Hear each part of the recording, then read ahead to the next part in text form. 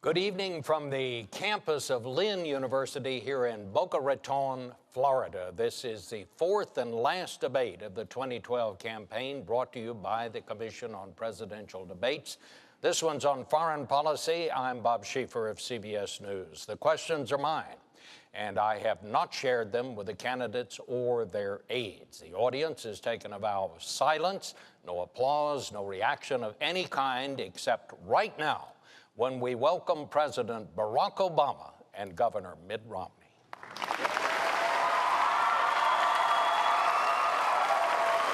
to see you again.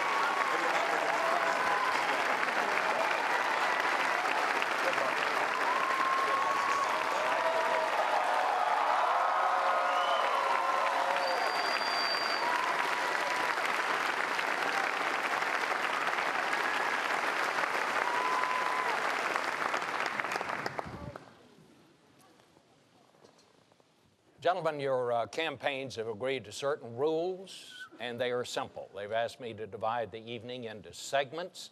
I'll pose a question at the beginning of each segment. You will each have 2 minutes to respond, and then we will have a general discussion until we move to the next segment. Tonight's debate, as both of you know, comes on the 50th anniversary of the night that President Kennedy told the world that the Soviet Union had installed nuclear missiles in Cuba, perhaps the closest we've ever come to nuclear war. And it is a sobering reminder that every president faces at some point an unexpected threat to our national security from abroad. So let's begin. The first segment is the challenge of a changing Middle East and the new face of terrorism. I'm going to put this into 2 segments, so you'll have 2 topic questions within this one segment on that subject. The first question, and it concerns Libya. The controversy over what happened there continues. 4 Americans are dead, including an American ambassador. Questions remain. What happened? What caused it? Was it spontaneous? Was it an intelligence failure? Was it a policy failure? Was there an attempt to mislead people about what really happened? Governor Romney, you said this was an example of an American policy in the Middle East that is unraveling before our very eyes. I'd like to hear each of you give your thoughts on that. Governor Romney, you won the toss. You go first. Thank you, Bob, and thank you for agreeing to moderate this debate this evening. Thank you to Lynn University for welcoming us here. And Mr. President, it's good to be with you again. We were together at a humorous event a little earlier, and it's nice to maybe be funny this time, not on purpose. We'll see what happens. This is obviously an area of great concern to the entire world and to America in particular, which is to see a complete change in the structure and the environment in the Middle East. With the Arab Spring came a great deal of hope that there would be a change towards more moderation, an opportunity for greater participation on the part of women in public life and in economic life in the Middle East. But instead, we've seen in nation after nation a number of disturbing events. Of course, we see in Syria 30,000 civilians having been killed by the military there. We see in Libya an attack apparently by, well, I think we know now, by terrorists of some kind against our people there. 4 people dead. Our hearts and minds go to them. Mali has been taken over, the northern part of Mali, by al-Qaeda type individuals. We have in Egypt a Muslim Brotherhood president. And so what we're seeing is a pretty dramatic reversal in the kind of hopes we had for that region. And of course, the greatest threat of all is Iran, 4 years closer to a nuclear weapon. And we're going to have to recognize that we have to do as the president's done. I congratulate him on taking out Osama bin Laden and going after the leadership in al-Qaeda. But we can't kill our way out of this mess. We're going to have to put in place a very comprehensive and robust strategy to help the world of Islam and other parts of the world reject this radical, violent extremism, which is, it's certainly not on the run. It's certainly not hiding. This is a group that is now involved in 10 or 12 countries, and it presents an enormous threat to our friends, to the world, to America long term, and we must have a comprehensive strategy to help reject this kind of extremism. Mr. President. Well, my first job as Commander-in-Chief, Bob, is to keep the American people safe. and that's what we've done over the last 4 years. We ended the war in Iraq, refocused our attention on those who actually killed us on 9/11. And as a consequence, al-Qaeda's core leadership has been decimated. In addition, we're now able to transition out of Afghanistan in a responsible way, making sure that Afghans take responsibility for their own security. And that allows us also to rebuild alliances and make friends around the world to combat future threats. Now, with respect to Libya, as I indicated in the last debate, when we received that phone call, I immediately made sure that, number one, we did everything we could to secure those Americans who were still in harm's way. Number two, that we would investigate exactly what happened. And number three, most importantly, that we would go after those who killed Americans and we would bring them to justice. And that's exactly what we're going to do. But I think it's important to step back and think about what happened in Libya. And keep in mind that I and Americans took leadership in organizing an international coalition that made sure that we were able to, without putting troops on the ground, at the cost of less than what we spent in 2 weeks in Iraq, liberate a country that had been under the yoke of dictatorship for 40 years, got rid of a despot who had killed Americans. And as a consequence, despite this tragedy, you had tens of thousands of Libyans after the events in Benghazi marching and saying, America is our friend. We stand with them. Now, that represents the opportunity we have to take advantage of. And, Governor Romney, I'm glad that you agree that we have been successful in going after al-Qaeda. But I have to tell you that your strategy previously has been one that has been all over the map and is not designed to keep Americans safe or to build on the opportunities that exist in the Middle East. Well, my strategy is pretty straightforward, which is to go after the bad guys, to make sure we do our very best to interrupt them, to kill them, to take them out of the picture. But my strategy is broader than that. That's important, of course.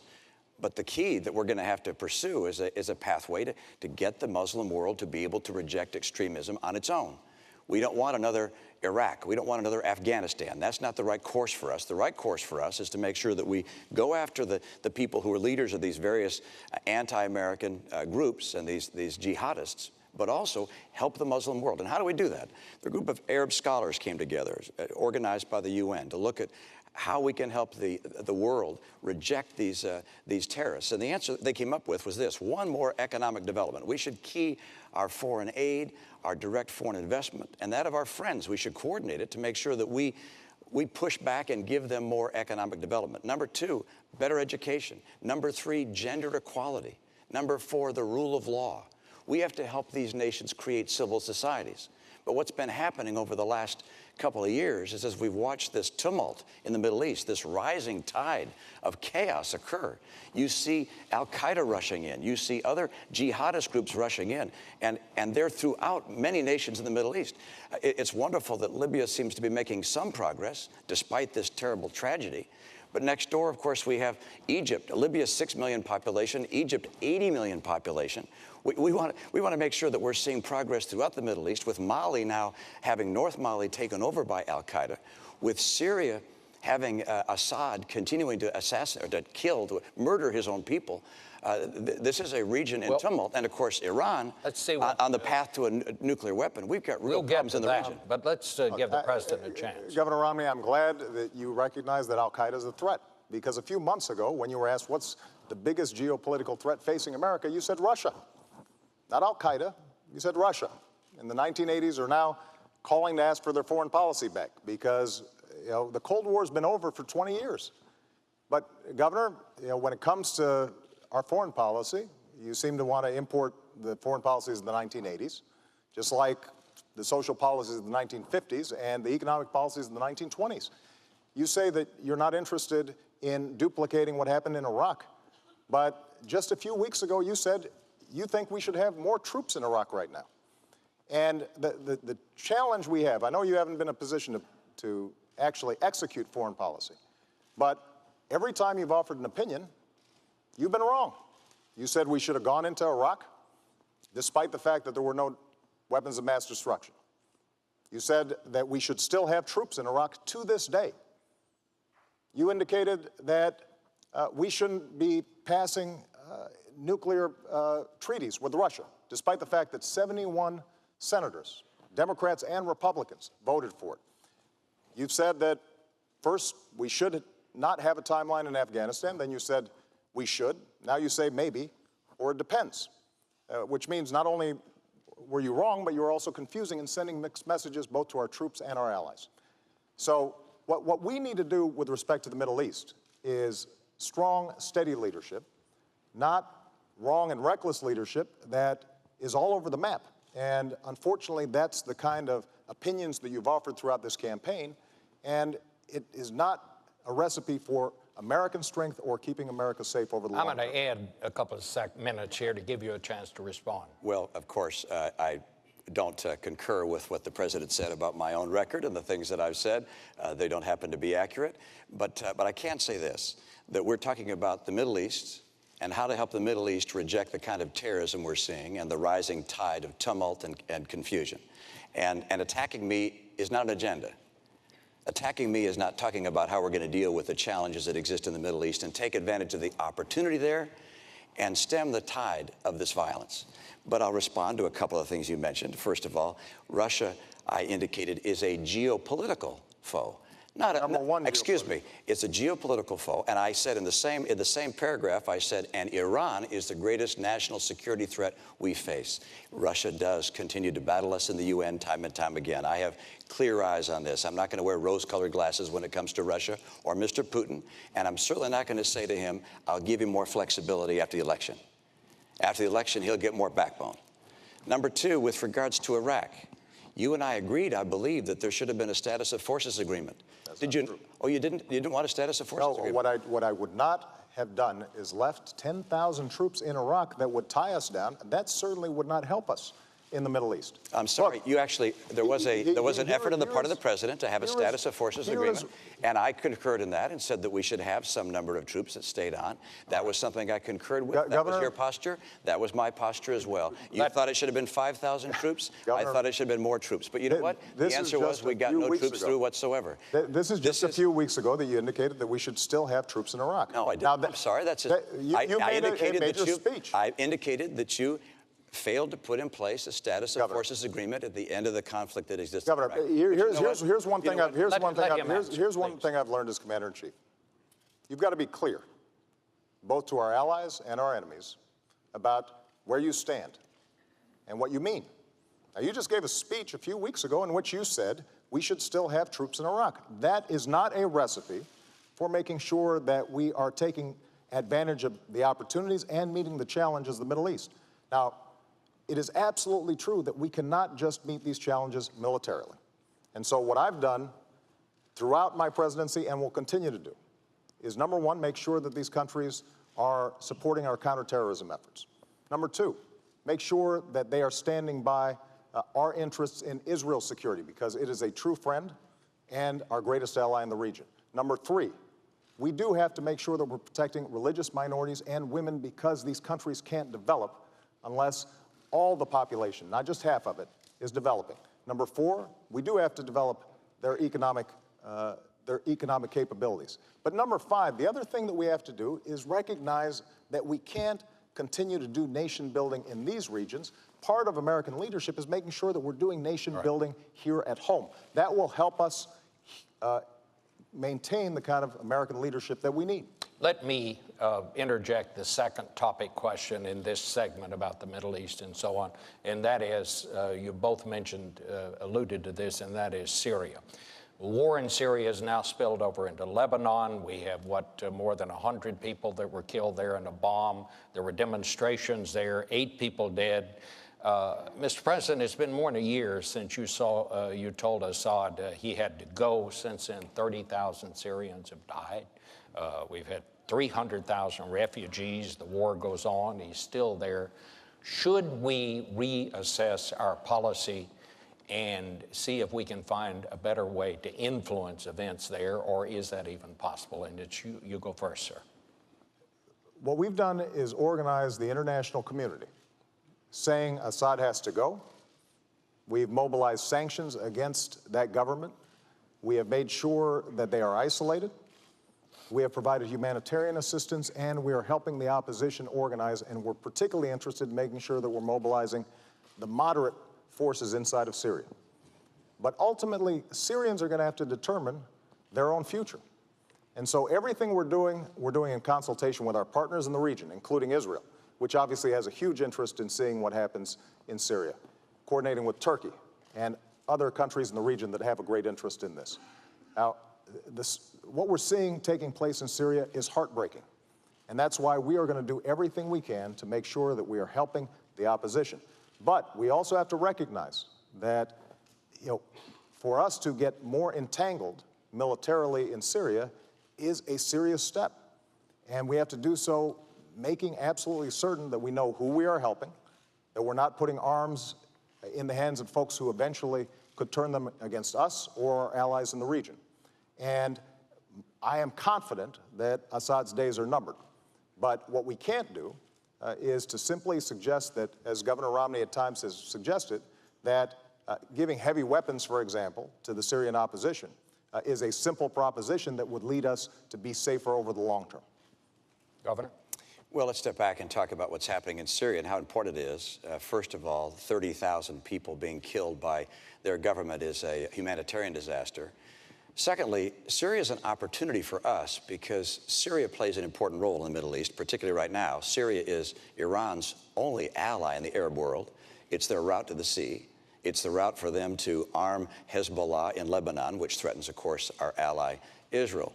And so seeing Syria remove Assad is a very high priority for us. Number two, seeing the replacement government being responsible people is critical for us. And finally, we don't want to have military involvement there. We don't want to get drawn into a military conflict.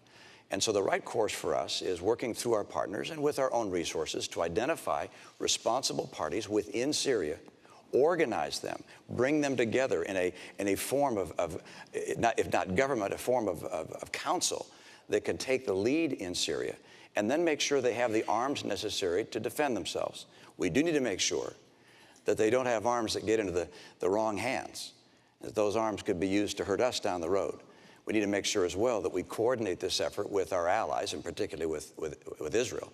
But the Saudis and the Qatari and the Turks are all very concerned about this. They're willing to work with us. We need to have a very effective leadership effort in Syria, making sure that the insurgents there are armed, and that the insurgents that become armed are people who will be the responsible parties. Recognize, I believe that Assad must go. I believe he will go. But I believe we want to make sure that we have the relationships of friendship with the people that take his place, such that in the years to come, we see Syria as a friend and Syria as a responsible party in the Middle East. This is a critical opportunity for America. And what I'm afraid of is that we've watched over the past year or so, first the president saying, well, we'll let the UN deal with it. And Kofi Annan came in and said, we're going to try to have a ceasefire. That didn't work. Then it looked to the Russians and said, let's see if you can do something. We should be playing the leadership role there, not on the ground with military. All right. But play the leadership role. We are playing the leadership role. We organized the Friends of Syria. We are mobilizing humanitarian support and support for the opposition. And we are making sure that those we help are those who will be friends of ours in the long term and friends of our allies in the region over the long term. But going back to Libya, because this is an example of how we make choices. When we went into Libya and we were able to immediately stop the massacre there because of the unique circumstances and the coalition that we had helped to organize, we also had to make sure that Muammar Gaddafi didn't stay there. And to the governor's credit, you supported us going into Libya and the coalition that we organized.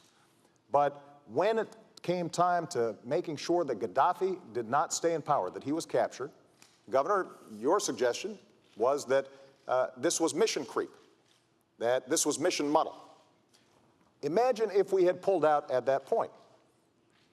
Muammar Gaddafi had more American blood on his hands than any individual other than Osama bin Laden. And so we were going to make sure that we finished the job. That's part of the reason why the Libyans stand with us.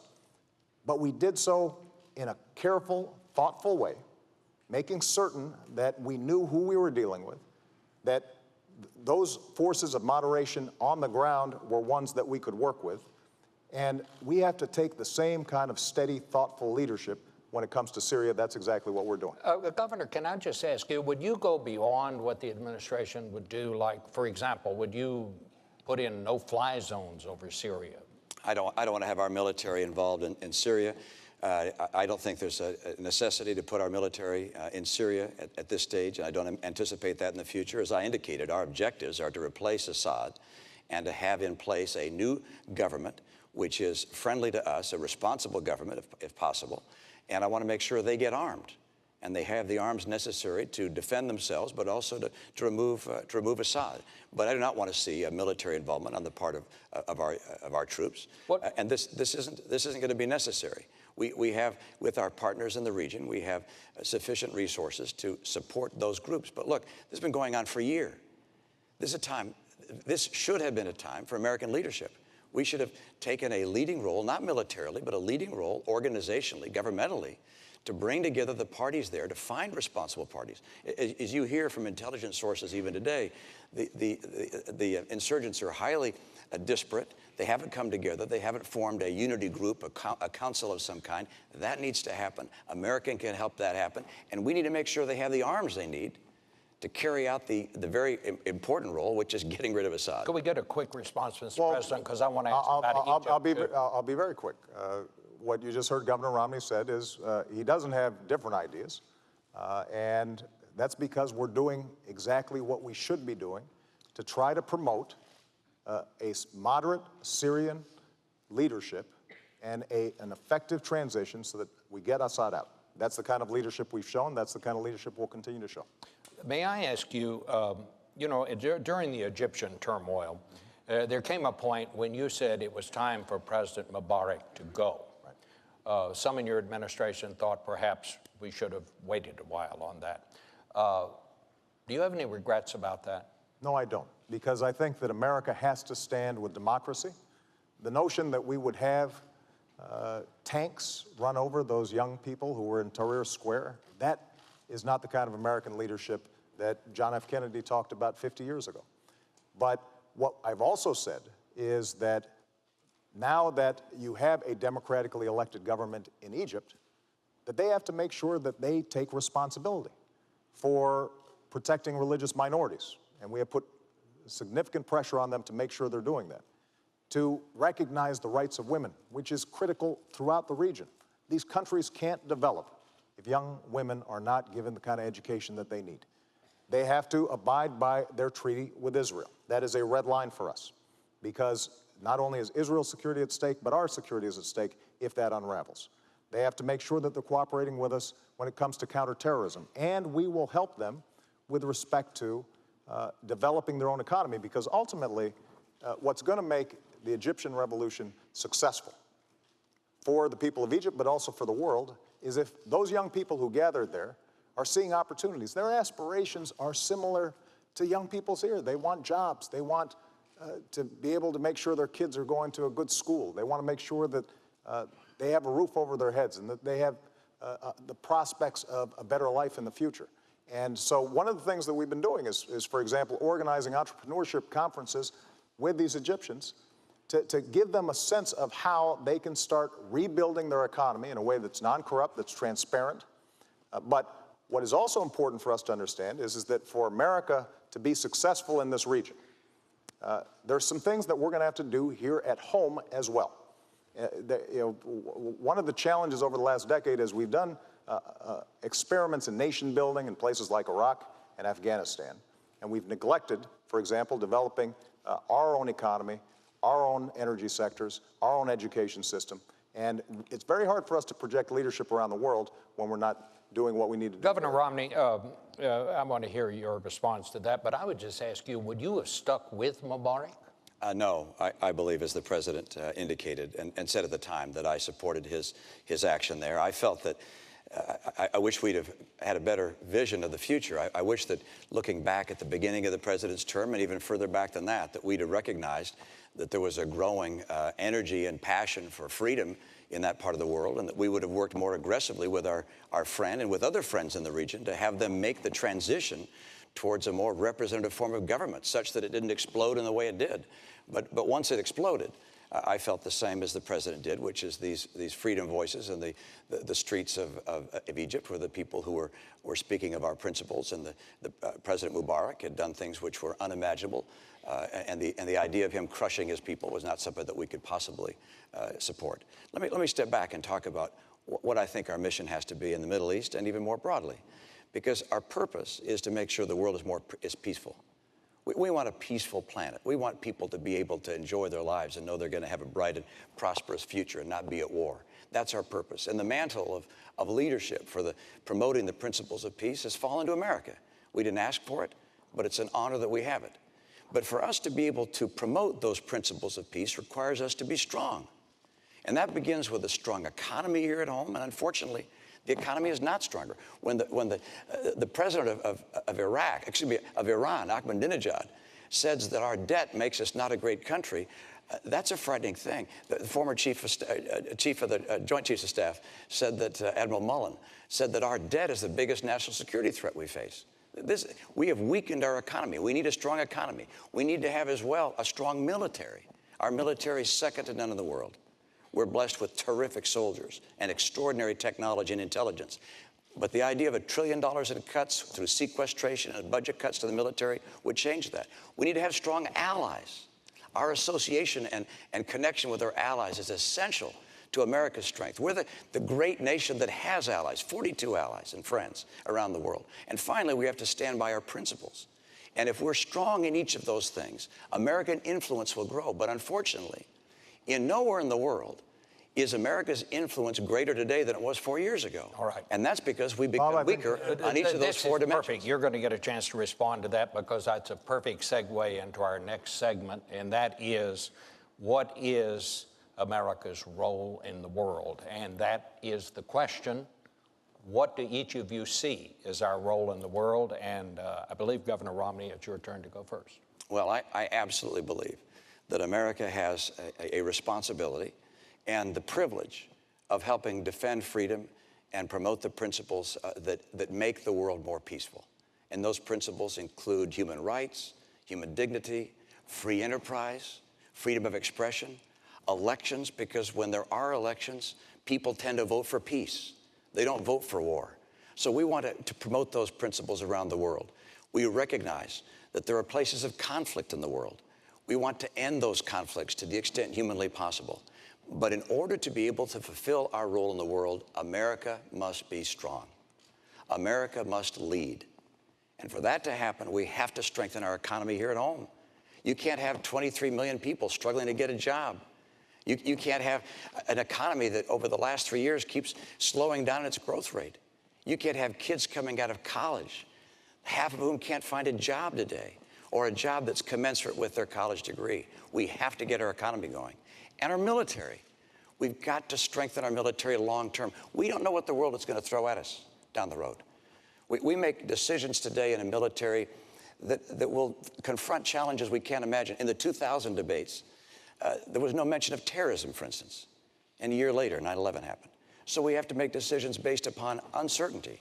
And that means a strong military. I will not cut our military budget. We have to also stand by our allies. I think the tension that existed between Israel and the United States was very unfortunate. I think also that pulling our missile defense program out of Poland in the way we did was also unfortunate in terms of, if you will, disrupting the relationship in some ways that existed between us. And then, of course, with regards to standing for our principles, when the students took to the streets in Tehran and the people there protested, the Green Revolution occurred. For the president to be silent, I thought, was an enormous mistake. We have to stand for our principles, stand for our allies, stand for a strong military, and stand for a stronger economy. Mr. President. America remains the one indispensable nation. And the world needs a strong America, and it is stronger now than when I came into office. Because we ended the war in Iraq, we were able to refocus our attention on not only the terrorist threat, but also beginning a transition process in Afghanistan. It also allowed us to refocus on alliances and relationships that had been neglected for a decade. And Governor Romney, our alliances have never been stronger. In Asia, in Europe, in Africa, with Israel, where we have unprecedented military and intelligence cooperation, including dealing with the Iranian threat. But what we also have been able to do is position ourselves so we can start rebuilding America. And that's what my plan does. Making sure that we're bringing manufacturing back to our shores so that we're creating jobs here, as we've done with the auto industry, not rewarding companies that are shipping jobs overseas. Making sure that we've got the best education system in the world, including retraining our workers for the jobs of tomorrow. Doing everything we can to control our own energy. We've cut our oil imports to the lowest level in 2 decades because we've developed oil and natural gas, but we also have to develop clean energy technologies that will allow us to cut our exports in half by 2020. That's the kind of leadership that we need to show. And we've got to make sure that we reduce our deficit. Unfortunately, Governor Romney's plan doesn't do it. We've got to do it in a responsible way by cutting out spending we don't need, but also by asking the wealthiest to pay a little bit more. That way we can invest in the research and technology that's always kept us at the cutting edge. Now, Governor Romney has taken a different approach throughout this campaign. You know, both at home and abroad, he has proposed wrong and reckless policies. You know, he's praised George Bush as a good economic steward and Dick Cheney as somebody who shows great wisdom and judgment. And taking us back to those kinds of strategies that got us into this mess are not the way that we are going to maintain leadership in the 21st century. Governor Romney, wrong and reckless policies? I've got a policy for the future and an agenda for the future. And when it comes to our economy here at home, I know what it takes to create 12 million new jobs and rising take-home pay. And what we've seen over the last 4 years is something I don't want to see over the next 4 years. The president said by now we'd be at 5.4% unemployment. We're 9 million jobs short of that. I will get America working again and see rising take-home pay again, and I'll do it with 5 simple steps. Number 1, we are going to have North American energy independence. We're going to do it by taking full advantage of oil, coal, gas, nuclear, and our renewables. Number 2, we're going to increase our trade. Trade grows about 12% per year. It doubles about every 5 or so years. We can do better than that, particularly in Latin America. The opportunities for us in Latin America, we have just not taken advantage of fully. As a matter of fact, Latin America's economy is almost as big as the economy of China. We're all focused on China. Latin America is a huge opportunity for us. Time zone, language opportunities. Number 3, we're going to have training programs that work for our workers and schools that finally put the parents and the teachers and the kids first, and the teachers' union is going to have to go behind. And then we're going to have to get to a balanced budget. We can't expect entrepreneurs and businesses large and small to take their life savings or their company's money and invest in America if they think we're headed to the road to Greece. And that's where we're going right now unless we finally get off this spending and borrowing binge. And I'll get us on track to a balanced budget. And finally, number 5, we've got to champion small business. Small business is where jobs come from. 2/3 of our jobs come from small businesses. New business formation is down at the lowest level in 30 years under this administration. I want to bring it back and get back good jobs and rising take-home pay. Well, let's talk about what we need to compete. First of all, Governor Romney talks about small businesses, but Governor, when you were in Massachusetts, small businesses development ranked about 48th, I think, out of 50 states in Massachusetts, because the policies that you're promoting actually don't help small businesses. And the way you define small businesses include folks at the very top. And they include you and me. That's not the kind of small business promotion we need. But let's take an example that we know is going to make a difference in the 21st century, and that's our education policy. We didn't have a lot of chance to talk about this in the last debate. You know, under my leadership, what we've done is reformed education, working with governors, 46 states. We've seen progress and gains in schools that were having a terrible time, and they're starting to finally make progress. And what I now want to do is to hire more teachers, especially in math and science, because we know that we've fallen behind when it comes to math and science. And those teachers can make a difference. Now, Governor Romney, when you were asked by teachers whether or not this would help the economy grow, you said this isn't going to help the economy grow. When you were asked about reduced class sizes, you said class sizes don't make a difference. But I tell you, if you talk to teachers, they will tell you it does make a difference.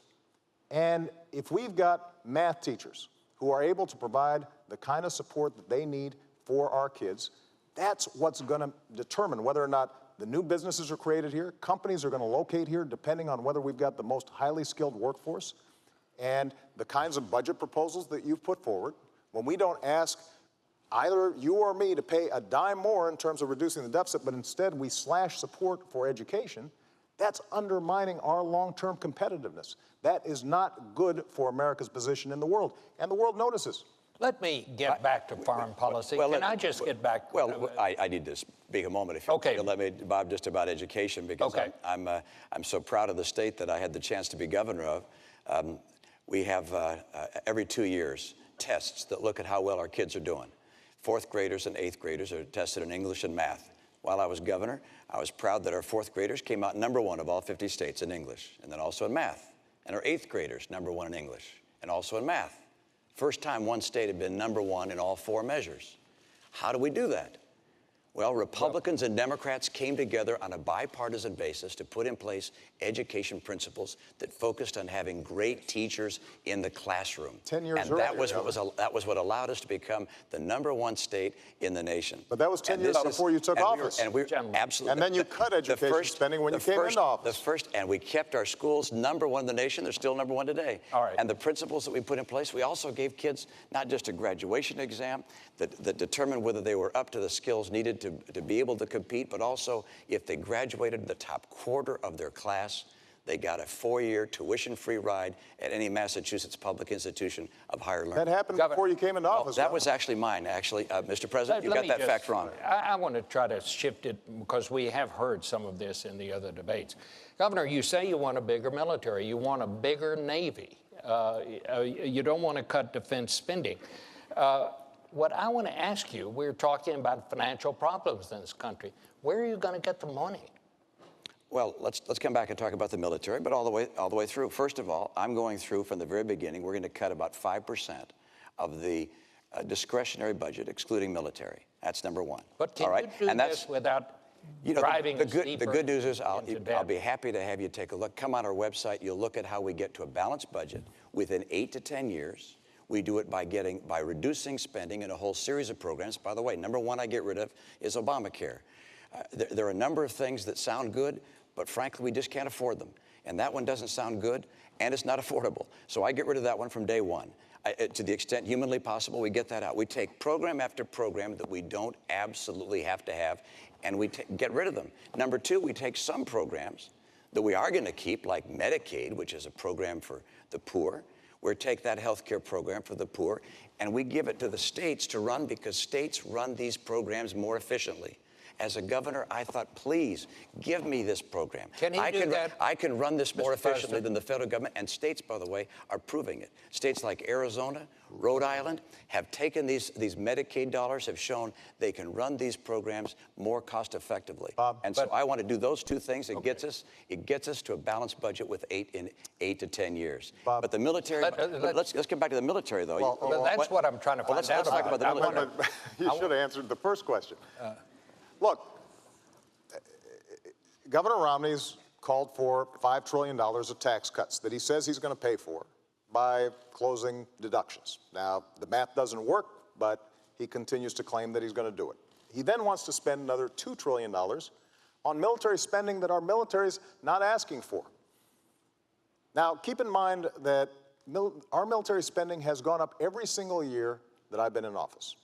We spend more on our military than the next 10 countries combined. China, Russia, France, the United Kingdom, you name it. Next 10.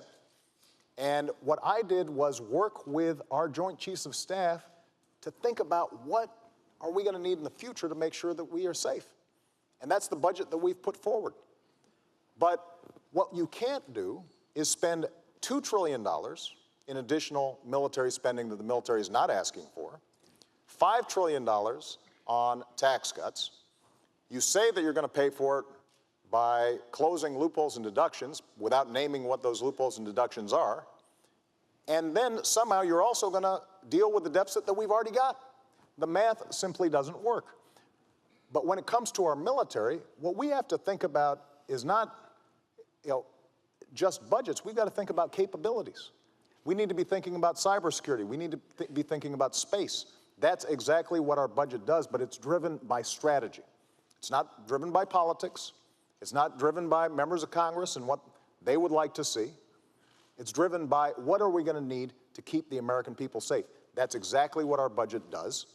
And it also then allows us to reduce our deficit, which is a significant national security concern, because we've got to make sure that our economy is strong at home so that we can project military power overseas. Bob, I'm pleased that I balance budgets. I was in the world of business for 25 years. If you didn't balance your budget, you went out of business. I went to the Olympics that was out of balance, and we got it on balance and made a success there. I had the chance to be governor of state. 4 years in a row, Democrats and Republicans came together to balance the budget. We cut taxes 19 times, balanced our budget. The president hasn't balanced a budget yet. I expect to have the opportunity to do so myself. All right. I'm going to be able to balance the budget. Let's talk about military spending, and that's this. About 30 seconds. Our Navy is our Navy is smaller now than any time since 1917. The Navy said they needed 313 ships to carry out their mission. We're now down to 285. We're headed down to the low 200s if we go through with sequestration. That's unacceptable to me.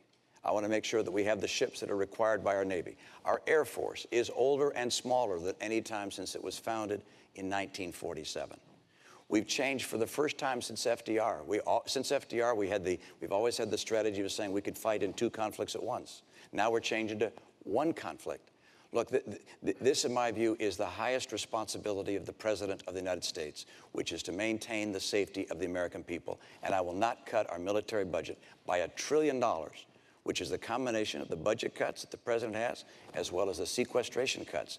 That, in my view, is making our future less certain and less secure. Bob, I just need to comment on this. First of all, the sequester is not something that I proposed. It's something that Congress has proposed. It will not happen. The budget that we're talking about is not reducing our military spending. It's maintaining it. But I think Governor Romney maybe hasn't spent enough time looking at how our military works. You mentioned the Navy, for example, and that we have fewer ships than we did in 1916. Well, Governor, we also have fewer horses and bayonets because the nature of our military has changed. We have these things called aircraft carriers where planes land on them. We have these ships that go underwater, nuclear submarines.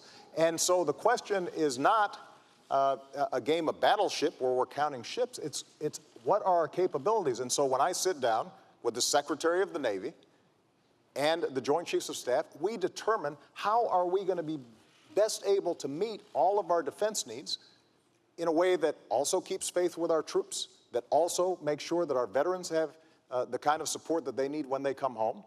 And that is not reflected in the kind of budget that you're putting forward because it just doesn't work. All right. And we visited the website quite a bit, and it still doesn't work. A lot to cover. I'd like to move to the next segment, Red Lines, Israel and Iran. Would either of you, and you'll have 2 minutes, and President Obama, you have the first go at this one. Would either of you be willing to declare that an attack on Israel is an attack on the United States, which of course is the same promise that we give to our close allies like Japan? And if you made such a declaration, would not that deter Iran? It's certainly deterred the Soviet Union for a long, long time when we made that promise to our allies. Mr. President. First of all, Israel is a true friend. It is our greatest ally in the region. And if Israel is attacked, America will stand with Israel. I've made that clear throughout my presidency. So you're saying we've already made that declaration? I will stand with Israel if they are attacked. And this is the reason why, working with Israel, we have created the strongest military and intelligence cooperation between our 2 countries in history. In fact, this week, we'll be carrying out the largest military exercise with Israel in history, this very week. But to the issue of Iran, as long as I'm President of the United States, Iran will not get a nuclear weapon. I made that clear when I came into office. We then organized the strongest coalition and the strongest sanctions against Iran in history, and it is crippling their economy. Their currency has dropped 80%. Their oil production has plunged to the lowest level since they were fighting a war with Iraq 20 years ago. So their economy is in a shambles. And the reason we did this is because a nuclear Iran is a threat to our national security, and it's a threat to Israel's national security. We cannot afford to have a nuclear arms race in the most volatile region of the world. Iran's a state sponsor of terrorism, and for them to be able to provide nuclear technology to non-state actors, that's unacceptable. And they have said that they want to see Israel wiped off the map. So the work that we've done with respect to sanctions now offers Iran a choice. They can take the diplomatic route and end their nuclear program, or they will have to face a united world and a United States president, me, who said we're not going to take any options off the table. The disagreement I have with Governor Romney is that during the course of this campaign, he's often talked as if we should take premature military action. I think that would be a mistake, because when I've sent young men and women into harm's way, I always understand that that is the last resort, not the first resort. 2 minutes. Well, first of all, I want to underscore the same point the president made, which is that if I'm president of the United States, when I'm president of the United States, we will stand with Israel. And if Israel is attacked, we have their back, not just diplomatically, not just culturally, but militarily. That's number one. Number two, with regards to Iran and the threat of Iran, there's no question but that a nuclear Iran, a nuclear-capable Iran, is unacceptable to America. It presents a threat not only to our friends, but ultimately a threat to us, to have Iran have nuclear material, nuclear weapons that could be used against us or to be threatening to us. It's also essential for us to understand what our mission is in Iran, and that is to dissuade Iran from having a nuclear weapon through peaceful and diplomatic means. And crippling sanctions are something I called for 5 years ago when I was in Israel speaking at the Herzliya conference. I laid out 7 steps. Crippling sanctions were number one, and they do work. You're seeing it right now in the economy. It's absolutely the right thing to do to have crippling sanctions. I'd have put them in place earlier, but it's good that we have them. Number two, something I would add today is I would tighten those sanctions. I would say that ships that carry Iranian oil can't come into our ports. I imagine the EU would agree with us as well. Not only ships couldn't, I'd say companies that are moving their oil can't, people who are trading in their oil can't. I would tighten those sanctions further. Secondly, I'd take on diplomatic isolation efforts. I'd make sure that Ahmadinejad is indicted under the Genocide Convention. His words amount to genocide incitation. I would indict him for it. I would also make sure that their diplomats are treated like the pariah they are around the world, the same way we treated the apartheid diplomats of South Africa.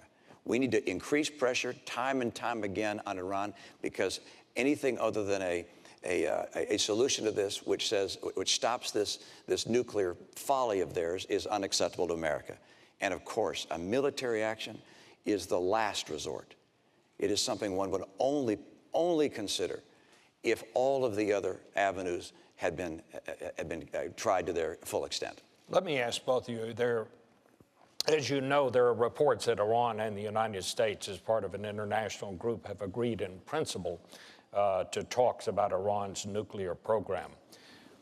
What is the deal, if there are such talks? What is the deal that you would accept, Mr. President? Well, first of all, those are reports in the newspaper. They are not true.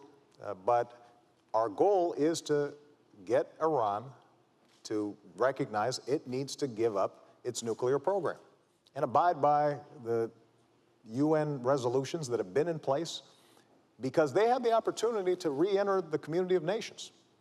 And we would welcome that. There are people in Iran who have the same aspirations as people all around the world for a better life. And we hope that their leadership takes the right decision. But the deal we'll accept is they end their nuclear program. It's very straightforward. And I'm glad that Governor Romney agrees with the steps that we're taking. There have been times, Governor, frankly, during the course of this campaign where it sounded like you thought that you'd do the same things we did, but you'd say them louder, and somehow that would make a difference. And it turns out that the work involved in setting up these crippling sanctions is painstaking. It's meticulous. We started from the day we got into office, and the reason it was so important, and this is a testament to how we've restored American credibility and strength around the world, is we had to make sure that all the countries participated, even countries like Russia and China.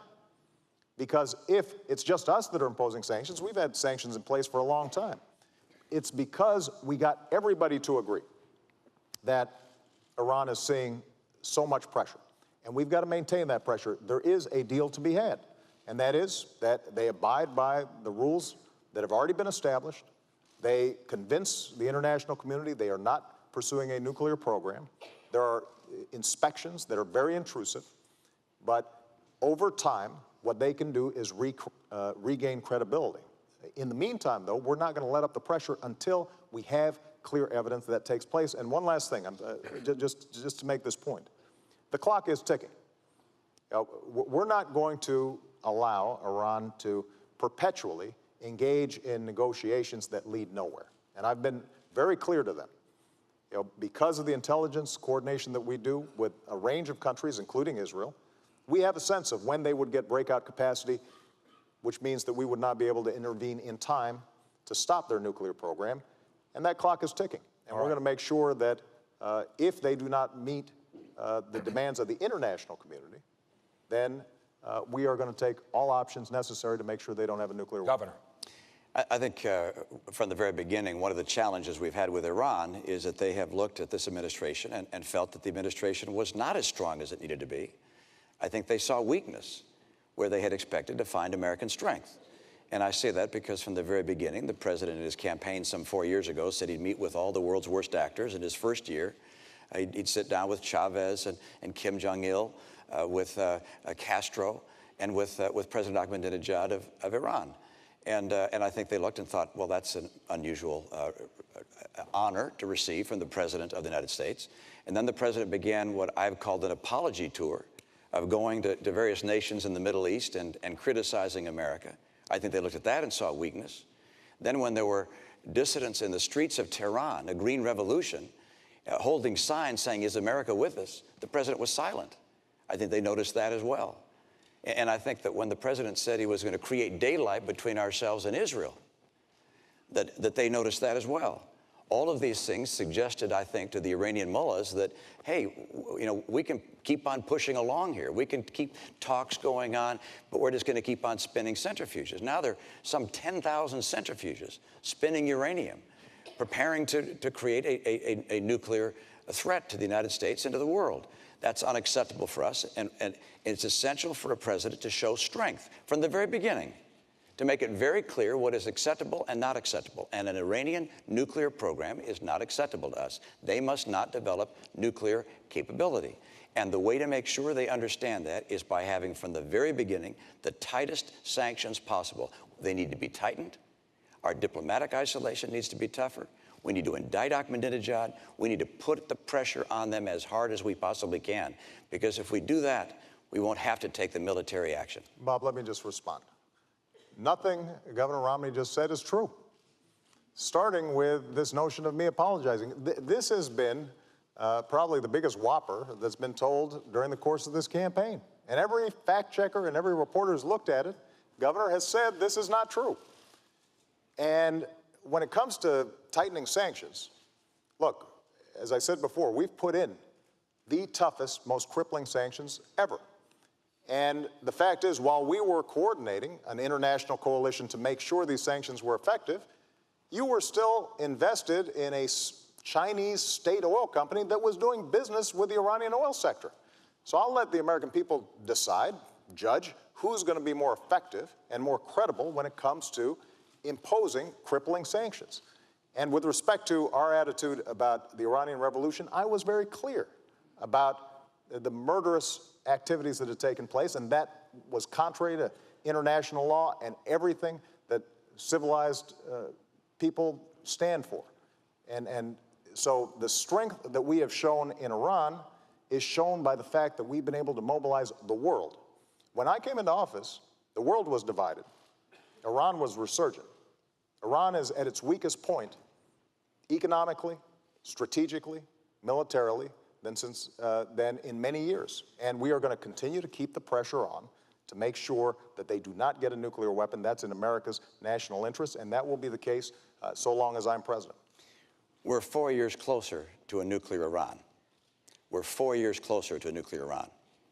And we should not have wasted these 4 years to the extent they've continued to be able to spin these centrifuges and get that much closer. That's number one. Number two, Mr. President, the reason I call it an apology tour is because you went to the Middle East and you flew to Egypt and to Saudi Arabia and to Turkey and Iraq. And by the way, you skipped Israel, our closest friend in the region. But you went to the other nations. And by the way, they noticed that you skipped Israel. And then in those nations, and on Arabic TV, you said that America had been dismissive and derisive. You said that on occasion, America had dictated to other nations. Mr. President, America has not dictated to other nations. We have freed other nations from dictators. Bob, let me respond. You know, if we're going to talk about trips that we've taken, you know, when I was a candidate for office, first trip I took was to visit our troops. And when I went to Israel as a candidate, I didn't take donors. I didn't attend fundraisers. I went to Yad Vashem, the Holocaust Museum there, to remind myself the nature of evil and why our bond with Israel will be unbreakable. And then I went down to the border towns of Sderot, which had experienced missiles raining down from Hamas. And I saw families there who showed me where missiles had come down near their children's bedrooms. And I was reminded of what that would mean if those were my kids, which is why, as president, we funded an Iron Dome program to stop those missiles. So that's how I've used my travels, when I travel to Israel and when I travel to the region. And the central question at this point is going to be who's going to be credible to all parties involved. And they can look at my track record, whether it's Iran sanctions, whether it's dealing with counterterrorism, whether it's supporting democracy, whether it's supporting women's rights, whether it's supporting religious minorities, and they can say that the President of the United States and the United States of America has stood on the right side of history. And that kind of credibility is precisely why we've been able to show leadership on a wide range of issues facing the world right now. What if the Prime Minister of Israel called you on the phone and said, our bombers are on the way, we're going to bomb Iran? What do you say? Bob, let's not go into hypotheticals of that nature.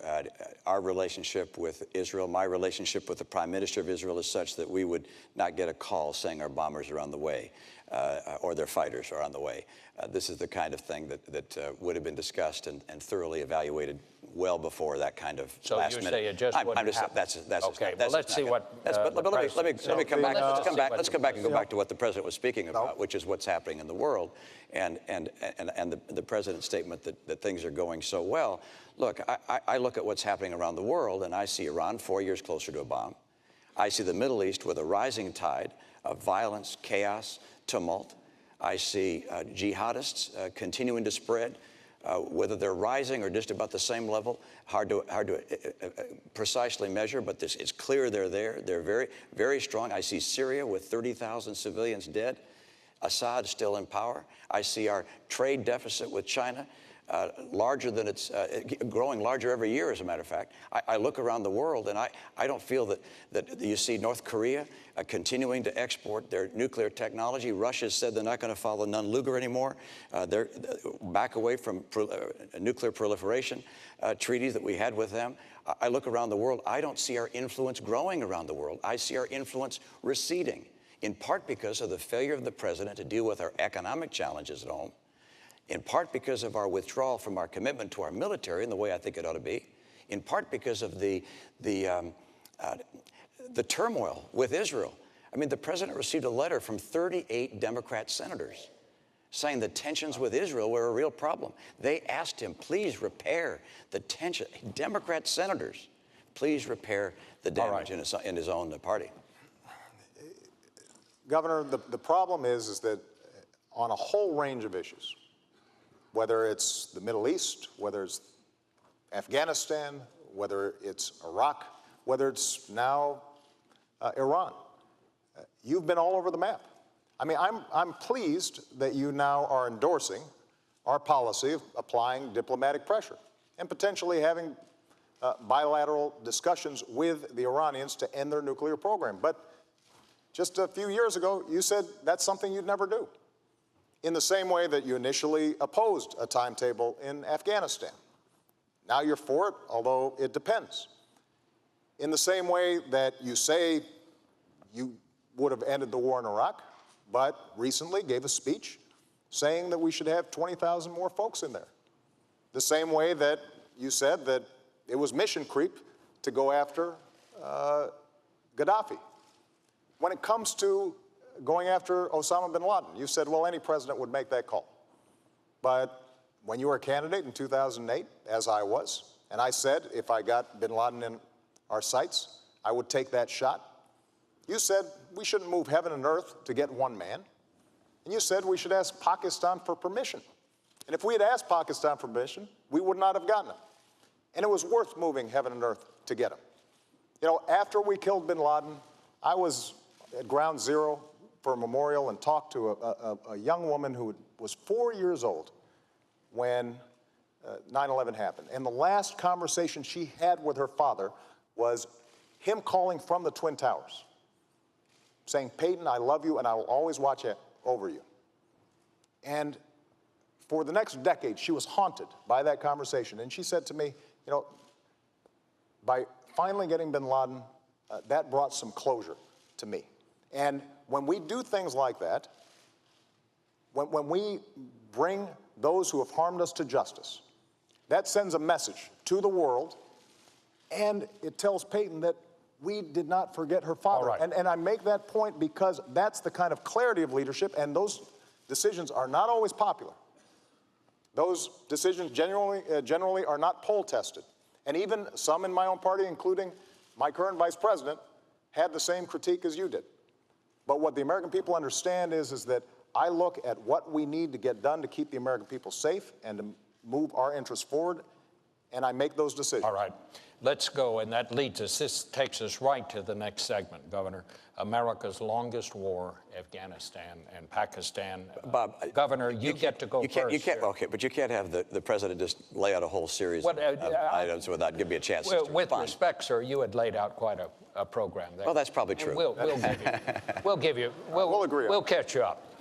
The United States is scheduled to turn over responsibility for security in Afghanistan to the Afghan government in 2014. At that point, we will withdraw our combat troops, leave a smaller force of Americans, if I understand our policy, in Afghanistan for training purposes. It seems to me the key question here is, what do you do if the deadline arrives and it is obvious the Afghans are unable to handle their security? Do we still leave? And I believe Governor Romney, you go first. Well, we're going to be finished by 2014. And when I'm president, we'll make sure we bring our troops out by the end of 2014. The commanders and the generals there are on track to do so. We've seen progress over the past several years. The surge has been successful, and the training program is proceeding apace. There are now a large number of Afghan security forces, 350,000, that are ready to step in to provide security, and we're going to be able to make that transition by the end of 2014. So our troops will come home at that point. I can tell you at the same time that we will make sure that we look at what's happening in Pakistan and recognize that what's happening in Pakistan is going to have a major impact on the success in Afghanistan. And I say that because I know a lot of people just feel like we should just brush our hands and walk away. And I don't mean you, Mr. President, but some people in our nation feel that Pakistan isn't being nice to us and that we should just walk away from them. But Pakistan is important to the region, to the world, and to us, because Pakistan has 100 nuclear warheads, and they're rushing to build a lot more. They'll have more than Great Britain sometime in the relatively near future. They also have the Haqqani network and the Taliban existent within their country. And so a Pakistan that falls apart, becomes a failed state, would be of extraordinary danger to Afghanistan and to us. And so we're going to have to remain helpful in encouraging Pakistan to move towards a more stable government and rebuild a relationship with us. And that means that our aid that we provide to Pakistan is going to have to be conditioned upon certain benchmarks being met. So for me, I look at this as both a need to help move Pakistan in the right direction and also to get Afghanistan to be ready, and they will be ready by the end of 2014. Mr. President.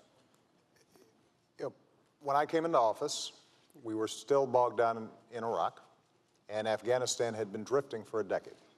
We ended the war in Iraq, refocused our attention on Afghanistan, and we did deliver a surge of troops. That was facilitated in part because we had ended the war in Iraq. And we are now in a position where we have met many of the objectives that got us there in the first place. Part of what had happened is we'd forgotten why we had gone. We went because there were people who were responsible for 3,000 American deaths. And so we decimated al-Qaeda's core leadership in the border regions between Afghanistan and Pakistan. We then started to build up Afghan forces. And we're now in a position where we can transition out, because there's no reason why Americans should die when Afghans are perfectly capable of defending their own country. Now, that transition has to take place in a responsible fashion. We've been there a long time, and we've got to make sure that we and our coalition partners are pulling out responsibly and giving Afghans the capabilities that they need. But what I think the American people recognize is after a decade of war, it's time to do some nation building here at home. And what we can now do is free up some resources to, for example, put Americans back to work, especially our veterans, rebuilding our roads, our bridges, our schools, making sure that our veterans are getting the care that they need when it comes to post-traumatic stress disorder and traumatic brain injury, making sure that the certifications that they need for good jobs of the future are in place. You know, I was having lunch with a veteran in Minnesota who had been a medic dealing with the most extreme circumstances. When he came home and he wanted to become a nurse, he had to start from scratch. And what we've said is, let's change those certifications. The First Lady's done great work with an organization called Joining Forces, putting our veterans back to work. And as a consequence, veterans' unemployment is actually now lower than general population. It was higher when I came into office. So those are the kinds of things that we can now do because we're making that transition in Afghanistan. All right, let me go to Governor Romney, because you talked about Pakistan and what needs to be done there. General Allen, our commander in Afghanistan, says that Americans continue to die at the hands of groups who are supported by Pakistan. We know that Pakistan has arrested the doctor who helped us catch Obama's bin Laden. It still provides safe haven for terrorists, yet we continue to give Pakistan billions of dollars. Is it time for us to divorce Pakistan? No, it's not time to divorce a nation on earth that has 100 nuclear weapons and is on the way to double that at some point. A nation that has serious threats from terrorist groups within its nation. As I indicated before, the Taliban, the Haqqani network. It's a nation that's not like others, and it does not have a civilian leadership that is calling the shots there. You've got the ISI, their intelligence organization, is probably the most powerful of three branches there. Then you have the military, and then you have the civilian government. This is a nation which, if it falls apart, if it becomes a failed state, there are nuclear weapons there. And you've got terrorists there who could grab their hands onto those nuclear weapons. This is an important part of the world for us. Pakistan is technically an ally. And they're not acting very much like an ally right now, but we have some work to do. And I don't blame the administration for the fact that the relationship with Pakistan is strained. We had to go into Pakistan. We had to go in there to get Osama bin Laden. That was the right thing to do. And that upset them, but there was obviously a great deal of anger even before that. But we're going to have to work with the people in Pakistan to try and help them move to a more responsible course than the one that they're on. And it's important for them. It's important for the nuclear weapons. It's important for the success of Afghanistan, because inside Pakistan, you have a large group of Pashtuns that are Taliban. They're going to come rushing back in to Afghanistan when we go. And that's one of the reasons the Afghan security forces have so much work to do to be able to fight against that. But it's important for us to recognize that we can't just walk away from Pakistan. But we do need to make sure that as we send support for them, that this is tied to them making progress on matters that would lead them to becoming a civil society.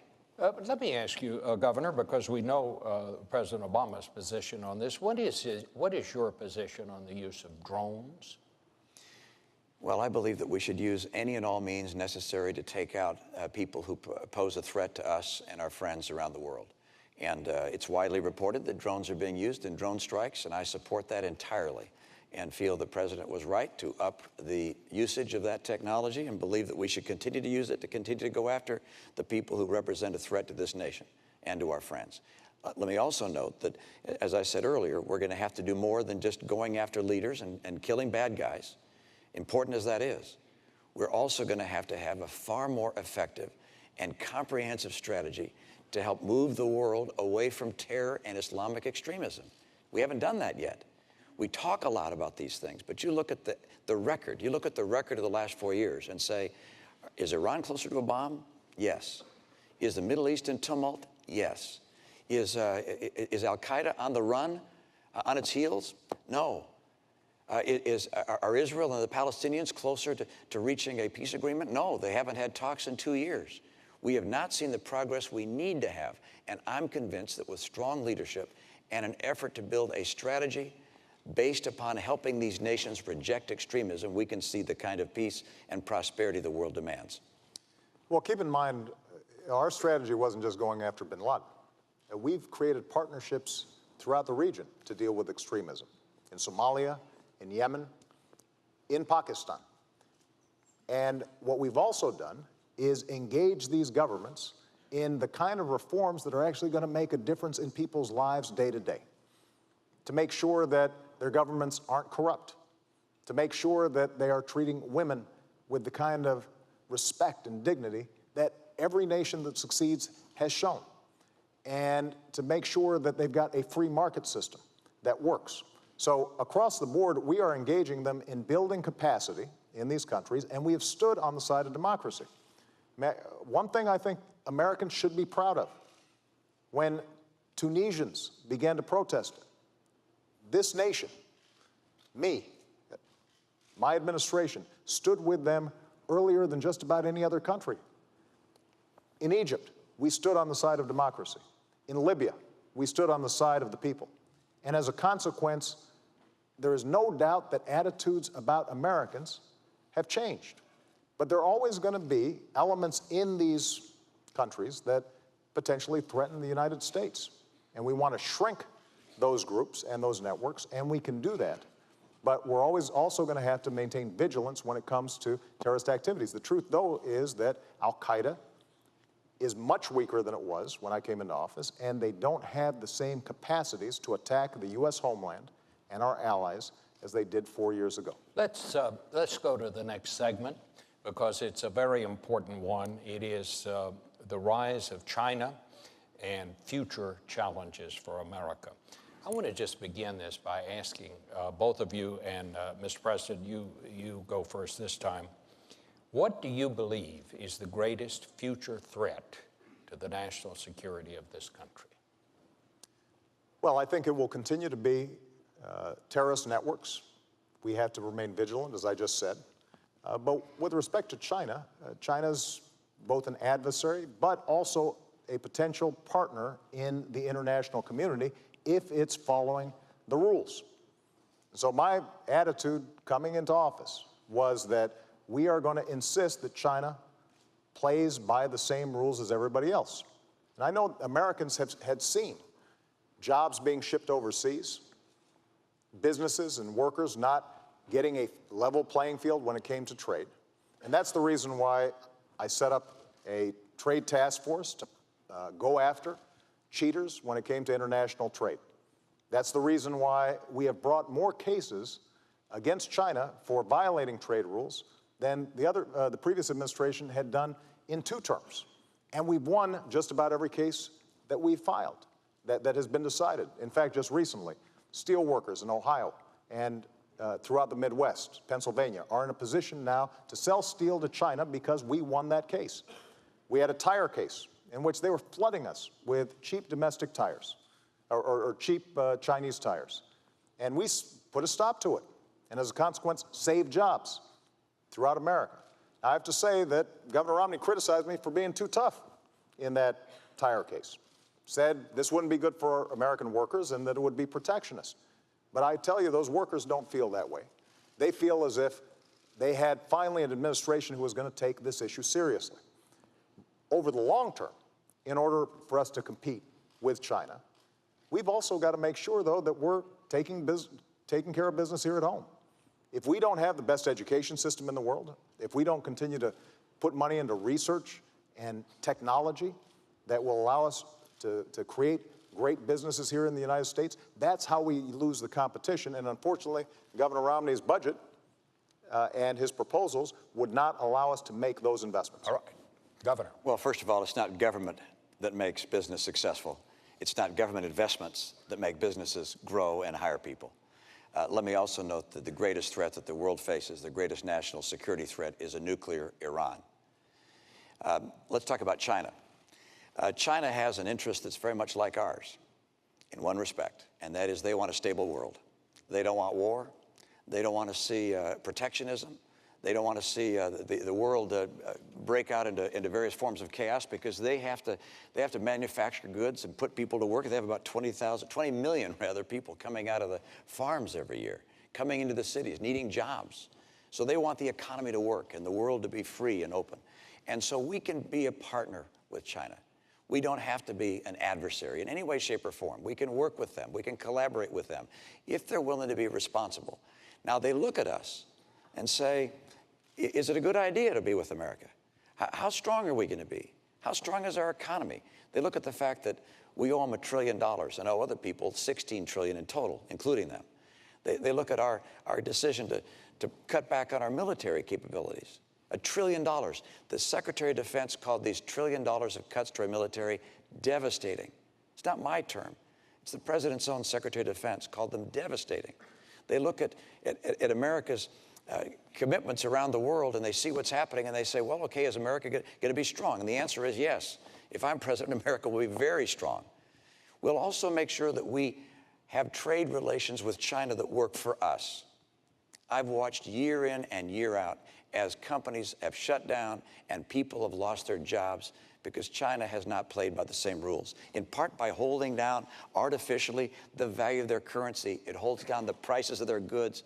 It means our goods aren't as competitive, and we lose jobs. That's got to end. They're making some progress. They need to make more. That's why on day one, I will label them a currency manipulator, which allows us to apply tariffs where they're taking jobs. They're stealing our intellectual property, our patents, our designs, our technology, hacking into our computers, counterfeiting our goods. They have to understand, we want to trade with them. We want a world that's stable. We like free enterprise, but you got to play by the rules. Well, Governor, let me just ask you, if you declare them a currency manipulator on day one, some people are saying you're just going to start a trade war with China on day one. Isn't there a risk that that could happen? Well, they sell us about this much stuff every year, and we sell them about this much stuff every year. So it's pretty clear who doesn't want a trade war. And there's one going on right now, which we don't know about. It's a silent one, and they're winning. We have enormous trade imbalance with China, and it's worse this year than last year, and it's worse last year than the year before. And so we have to understand that we can't just surrender and lose jobs year in and year out. We have to say to our friends in China, look, you guys are playing aggressively. We understand it, but this can't keep on going. You can't keep on holding down the value of your currency, stealing our intellectual property, counterfeiting our products, selling them around the world, even into the United States. I was with one company that makes valves in process industries. And they said, look, we were having some valves coming in that were broken, and we had to repair them under warranty. And we looked them up, and they had our serial number on them. And then we noticed that there was more than one with that same serial number. There were counterfeit products being made overseas with the same serial number as a U.S. company, the same packaging. These were being sold into our market and around the world as if they were made by the U.S. competitor. This can't go on. I want a great relationship with China. China can be our partner. But that doesn't mean they can just roll all over us and steal our jobs on an unfair basis. Well, Governor Romney is right. You are familiar with jobs being shipped overseas because you invested in companies that were shipping jobs overseas. And, you're right. I mean, that's how our free market works. But I've made a different bet on American workers. If we had taken your advice, Governor Romney, about our auto industry, we'd be buying cars from China instead of selling cars to China.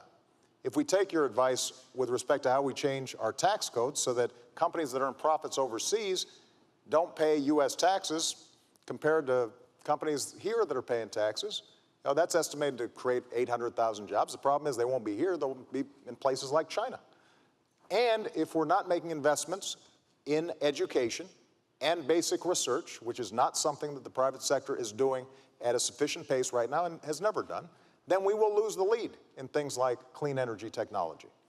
Now, with respect to what we've done with China already, U.S. exports have doubled since I came into office to China, and actually currencies are at their most advantageous point for U.S. exporters since 1993. We absolutely have to make more progress, and that's why we're going to keep on pressing. And when it comes to our military and Chinese security, part of the reason that we were able to pivot to the Asia-Pacific region after having ended the war in Iraq and transitioning out of Afghanistan is precisely because this is going to be a massive growth area in the future. And we believe China can be a partner, but we're also sending a very clear signal that America is a Pacific power, that we are going to have a presence there. We are working with countries in the region to make sure, for example, that ships can pass through, that commerce continues, and we're organizing trade relations with countries other than China so that China starts feeling more pressure about meeting basic international standards. That's the kind of leadership we've shown in the region. That's the kind of leadership that we'll continue to show. I just want to take one of those points. Again, attacking me is not talking about an agenda for getting more trade and opening up more jobs in this country. But the president mentioned the auto industry and that somehow I would be in favor of jobs being elsewhere. Nothing could be further from the truth. I'm a son of Detroit. I was born in Detroit. My dad was head of a car company. I like American cars. And I would do nothing to hurt the U.S. auto industry. My plan to get the industry on its feet when it was in real trouble was not to start writing checks. It was President Bush that wrote the first checks. I disagree with that. I said these companies need to go through a managed bankruptcy, and in that process, they can get government help and government guarantees, but they need to go through a bankruptcy to get rid of excess cost and the debt burden that they'd built up. And fortunately, Governor Romney, the president that's not what you said. Fortunately, the president, you can take a look at the op-ed. Governor Romney, you did not say that you would provide governor help. I said that we would provide guarantees, and that was what was able to allow these companies to go through bankruptcy, to come out of bankruptcy. Under no circumstances would I do anything other than to help this industry get on its feet. And the idea that has been suggested that I would liquidate the industry, of course not. Of course not. Let's check the record. That's the height of silliness. I have never said I would liquidate the industry. Governor, I want to keep the industry Detroit, growing and thriving. And that's why I have the kind of commitment to make sure that our industries in this country can compete and be successful. We in this country can compete successfully with anyone in the world, and we're going to. We're going to have a president, however, that doesn't think that somehow the government investing in car companies like Tesla and Fisker, making electric battery cars. This is not research, Mr. President. These are the government investing in companies, investing in Solyndra. This is a company. This isn't basic research. I want to invest in research. Research is great.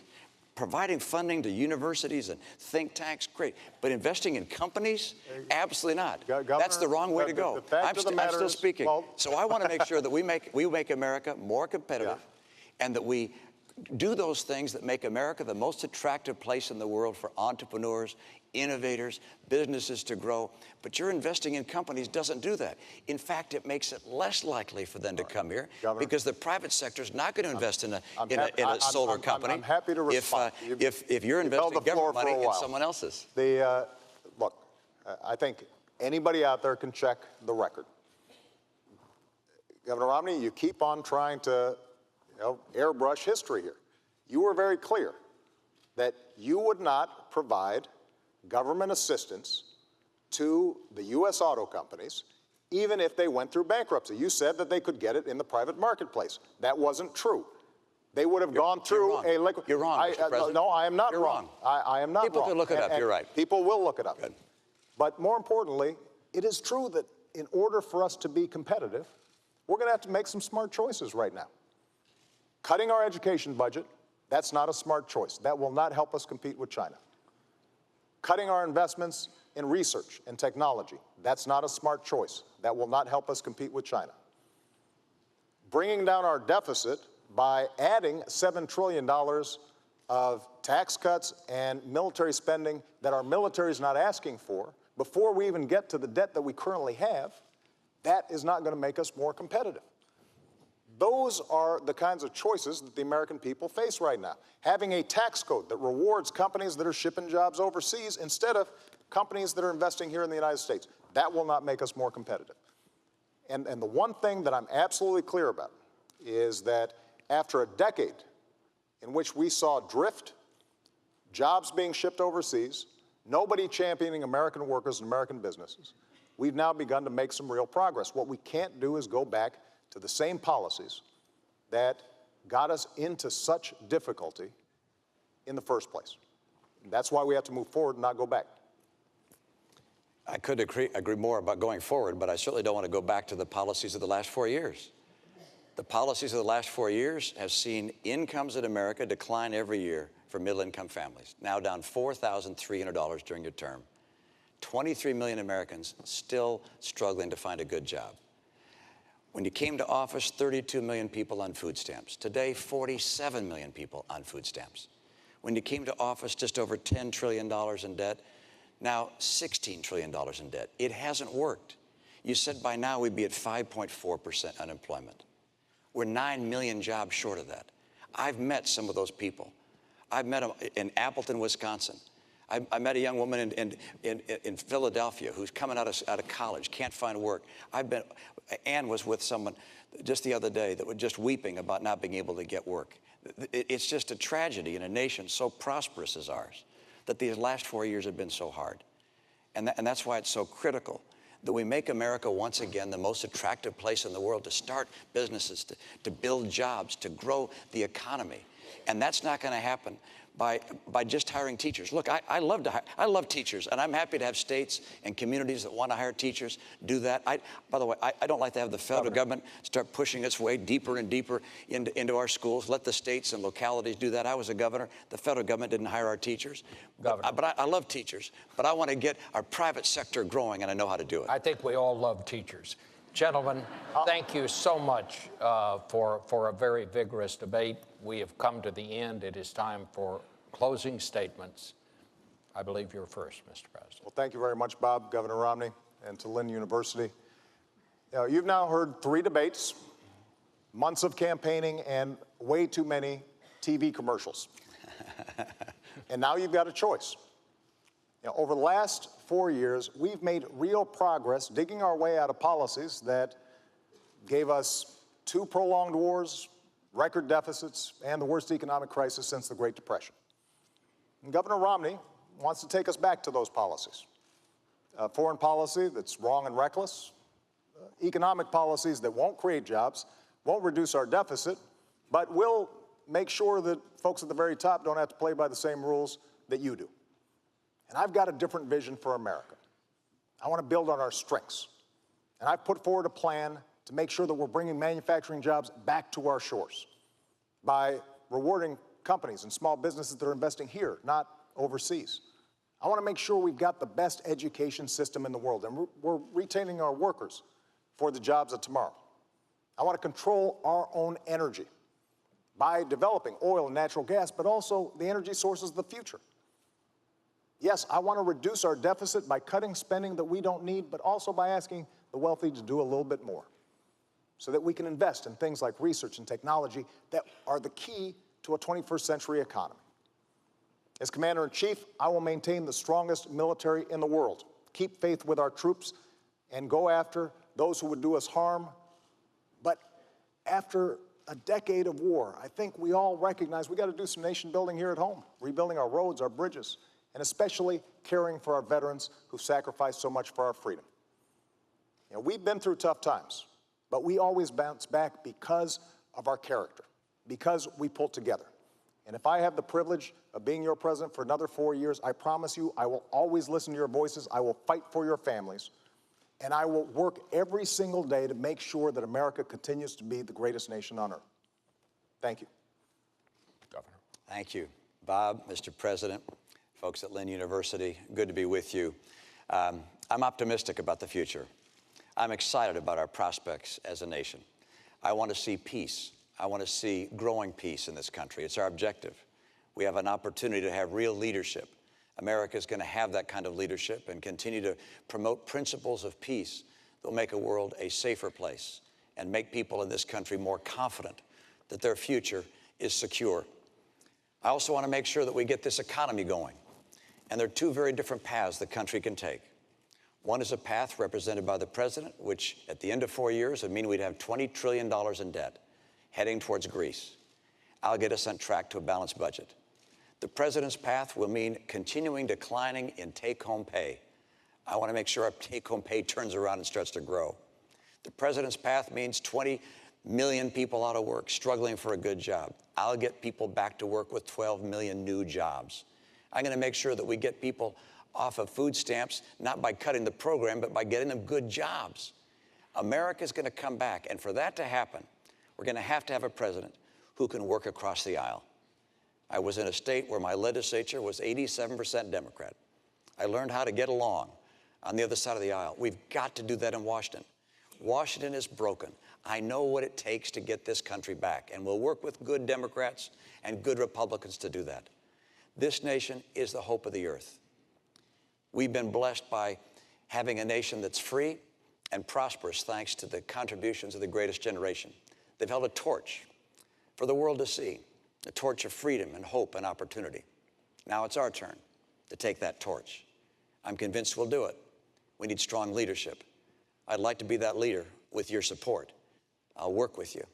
I'll lead you in an open and honest way, and I ask for your vote. I'd like to be the next president of the United States to support and help this great nation and to make sure that we all together maintain America as the hope of the earth. Thank you so much. Gentlemen, thank you both so much. That brings an end to this year's debates, and we want to thank Lynn University and its students for having us. As I always do at the end of these debates, I leave you with the words of my mom, who said, "Go vote. Makes you feel big and strong." That's great. Good night. Thank you, Bob. Thank you. Nice Thank you, job. Governor. Thank you. I really enjoyed it.